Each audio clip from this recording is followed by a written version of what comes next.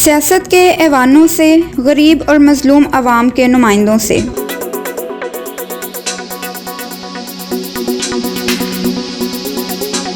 मुल्की अदारों में छुपे नासूरों से, मेरे माशरे के करप्ट और जालिम अनासिर से।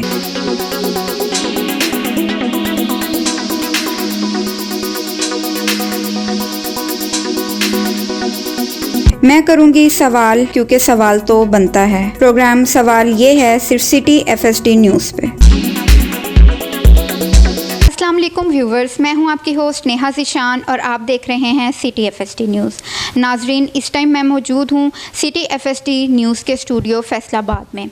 नाजरीन, मेरे साथ मौजूद हैं एक नामवर शख्सियत मुर्शद नईम बुखारी, जो कि किसी भी तारुफ़ के मोहताज नहीं हैं। पाकिस्तान मीडिया क्लब के बानियों मरकज़ी सदर भी मुंतखब हैं और एक तवील जद्दोजहद के बाद ये एक सीनियर सहाफ़ी बने और इस दौरान इनको किन मुश्किलात का सामना करना पड़ा और आने वाले दौर के जो सहाफ़ी हैं उनको ये क्या मैसेज देना चाहेंगे। जिस तरह के एक नेहा ज़ीशान एंकर है, इसी तरह और भी बहुत सारे जूनियर एंकर्स हैं जो कि अपना नाम बनाना चाहते हैं, तो उनको ये क्या एक ऐसा शॉर्ट सा मैसेज देंगे कि वो भी इस अपने कारकर्दगी को बेहतर कर सकें और एक नामवर एंकर बन सकें। अस्सलाम वालेकुम सर। वालेकुम सलाम। सर कैसे हैं आप? बिल्कुल ठीक, शुक्र अल्लाह का। सर आप मुझे ये बताएं कि आपने अपनी सहाफ़त का आगाज़ कब और कहाँ से किया? ये जो है फैसलाबाद से किया है, तो तकरीबन 1987 की बात है जब मैंने सहाफ़त शुरू की है।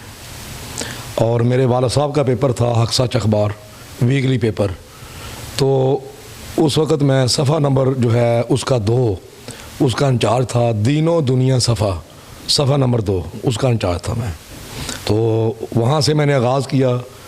उसके बाद जो है ये आपने जो सवालात किए हैं वो एक सवाल नहीं है, बल्कि तकरीबन मेरा ख्याल है कि 6-7 सवाल हैं कि भी सब का जो जवाब हो जाए। एक आपने जो पूछा है कि भी आपने तवील जदोजहद जो की है, तो फिर उसके बाद जो है आप आज सीनियर हैं, तो जो कुछ भी मैंने किया है, बहरहाल ये तो बहुत लंबा इंटरव्यू हो जाएगा। बहरहाल मुझसे ये कि मैंने दिन रात जो है वो सहाफ़त की, सिर्फ़ और सिर्फ आज तक ज़िंदगी में मैंने सहाफ़त ही की है और आज तक कर रहा हूँ और इंशाअल्लाह ज़िंदगी गुज़रानी आगे भी। तो इसमें सबसे बड़ी बात जो होती है वो ये है, तमाम दोस्तों के लिए जो बहुत अहम मैसेज है कि आप कोई भी शोबा में को अख्तियार करते हैं तो उसमें दिल जमी से काम करें और आपकी लगन जो है बहुत होनी चाहिए और आपके अंदर जज्बा होना चाहिए कि मैंने जो है सहाफ़त सीखनी है, सहाफ़त में आगे बढ़ना है। उसके लिए आपको स्टडी की ज़रूरत है, नॉलेज की ज़रूरत है और जो सीनियर सहाफ़ी हैं उनकी ज़रूरत है, ताकि आप गाइडलाइन उनसे ले सकें।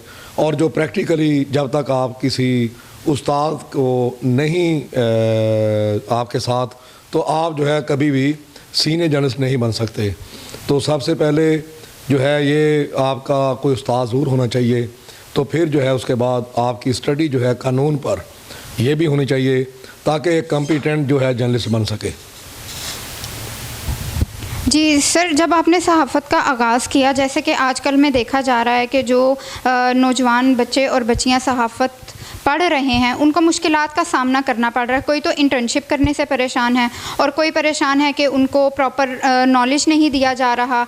उनके कुछ यूनिवर्सिटीज़ कॉलेजेस ऐसे हैं जहाँ पे सहाफ़त पढ़ाई तो जाती है, लेकिन वहाँ के जो उस्ताज़ा हैं वो बतौर ख़ुद सहाफ़ी नहीं होते। तो इस बारे में आप क्या कहना चाहेंगे कि क्या ये ज़रूरी है कि सहाफ़त सीखने वाले बच्चे को एक सहाफ़ी उस्ताद ही पढ़ाए? जी बिल्कुल, ये ज़रूरी है। उसके बगैर कभी कोई सहाफ़त नहीं सीख सकता जब तक आपका कोई उस्ताद नहीं है।